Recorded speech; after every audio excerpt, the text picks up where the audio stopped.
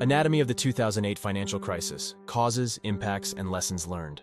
The financial crisis of 2008 was a seismic event that shook the global economy to its core. This video aims to provide a comprehensive understanding of the crisis by delving into its causes, exploring the immediate impacts, and reflecting on the lasting lessons it left for financial systems worldwide. Housing market bubble. The early 2000s witnessed an unprecedented surge in housing prices across the United States. Contributing factors included low interest rates, lax lending standards, and a prevailing belief in ever-increasing home values. As home prices soared, speculative buying intensified, fueled by the notion that housing was a secure and perpetually appreciating investment. Subprime mortgage crisis. Financial institutions increasingly engaged in subprime lending, offering mortgages to borrowers with less than ideal credit histories.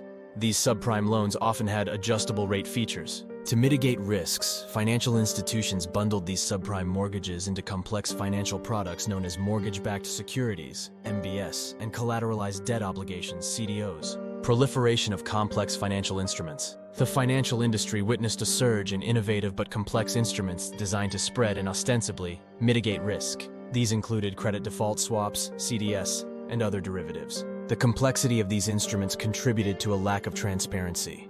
Investors, including many financial institutions, struggled to fully grasp the risks associated with these intricate financial products. The increasing interconnectedness of global financial markets meant that the impacts of a crisis in one part of the world could swiftly reverberate globally. International investors held significant stakes in the complex financial instruments tied to the U.S. housing market, amplifying the crisis's reach. The regulatory environment was marked by significant deregulation, including the repeal of the Glass-Steagall Act. Regulatory gaps allowed certain practices, such as risky lending and inadequate oversight of complex financial instruments, to flourish. Financial institutions, driven by a quest for higher profits, engaged in excessive leverage, amplifying the impact of the crisis. The prevailing belief that housing prices would continue to rise led to a systematic underestimation of risk by financial institutions and investors. In essence, the economic conditions leading up to 2008 were characterized by a perfect storm of a housing market bubble. Risky lending practices, the proliferation of complex financial instruments, and a regulatory environment ill-equipped to address the evolving landscape. The subsequent burst of the housing bubble and the exposure of systemic vulnerabilities set the stage for a financial crisis that would reshape the global economic landscape. The role of financial institutions and risky lending practices in the 2008 financial crisis. Financial institutions played a pivotal role in the lead-up to the 2008 financial crisis, contributing significantly to the systemic vulnerabilities that eventually led to the global economic downturn. Central to this narrative was the widespread adoption of risky lending practices, driven by a combination of factors that fueled the subprime mortgage crisis and the subsequent collapse of the housing market. Financial institutions actively engaged in subprime lending, extending mortgage loans to borrowers with lower creditworthiness. These subprime mortgages often came with adjustable rate features, making them particularly vulnerable to interest rate fluctuations. To mitigate risks and capitalize on the seemingly insatiable demand for mortgage-backed securities, MBS, financial institutions bundled these subprime mortgages into complex financial products. Financial engineers devised collateralized debt obligations, CDOs, as a way to repackage and sell slices of MBS, including those backed by subprime mortgages. These intricate financial instruments were often poorly understood by both investors and the institutions themselves. Financial institutions seeking to further spread risk and boost profits embraced derivatives like credit default swaps, CDS. These products were used for hedging against default risks, but were also instrumental in amplifying the crisis when they failed to provide the intended protection. Financial institutions, in their pursuit of short-term profits, often underestimated the risks associated with the complex financial instruments they were creating and trading. The prevailing belief in perpetually rising housing prices contributed to a lack of robust risk management practices. When the housing market bubble burst, financial institutions found themselves exposed to massive losses. The interconnected nature of financial institutions meant that the failure of one could have a domino effect, spreading financial distress throughout the system.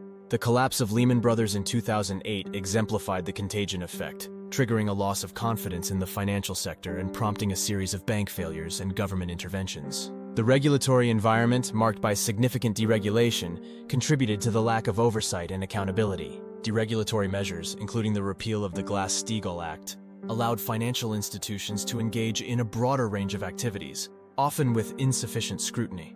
Financial institutions, driven by a confluence of factors such as subprime lending, complex financial instruments, and inadequate risk management, played a central role in the build-up to the 2008 financial crisis.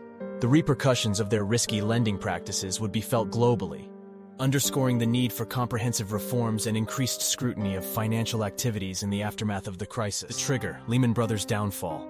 Lehman Brothers, a renowned investment bank, faced severe financial difficulties amid mounting losses linked to its exposure to subprime mortgages and the decline in the housing market. Efforts to secure a rescue deal fell through, as potential acquirers were hesitant to absorb Lehman's toxic assets. The U.S. government, under Treasury Secretary Henry Paulson, decided against a bailout, signaling a shift in the government's stance from the Bear Stearns bailout earlier in the year. On September 15, 2008, Lehman Brothers filed for Chapter 11 bankruptcy protection, marking the largest bankruptcy in U.S. history. The bankruptcy announcement sent shockwaves through global financial markets, triggering a sharp decline in stock prices and a surge in volatility. Investors faced heightened uncertainty about the stability of other financial institutions. Lehman Brothers' bankruptcy intensified the ongoing financial panic, leading to a widespread sell-off in global equity markets. Stock indices plummeted, wiping out trillions of dollars in market value. The bankruptcy exacerbated the credit freeze as financial institutions became increasingly wary of lending to one another. Interbank lending rates spiked, indicating a severe lack of trust in the financial system. Lehman's collapse triggered a crisis of confidence in the entire financial system. Other major financial institutions faced increased scrutiny, with investors and counterparties concerned about their exposure to toxic assets. The fallout extended to insurance giant AIG, which faced its own liquidity crisis. The U.S. government intervened to prevent AIG's collapse, fearing the systemic consequences of such a scenario. The intensified financial crisis, coupled with the collapse of Lehman Brothers, contributed to a deepening global recession. Economic output contracted, unemployment rose, and consumer and business confidence plummeted.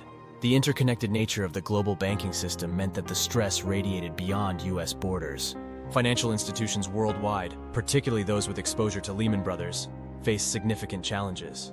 In response to the Lehman Brothers collapse, governments worldwide implemented unprecedented measures.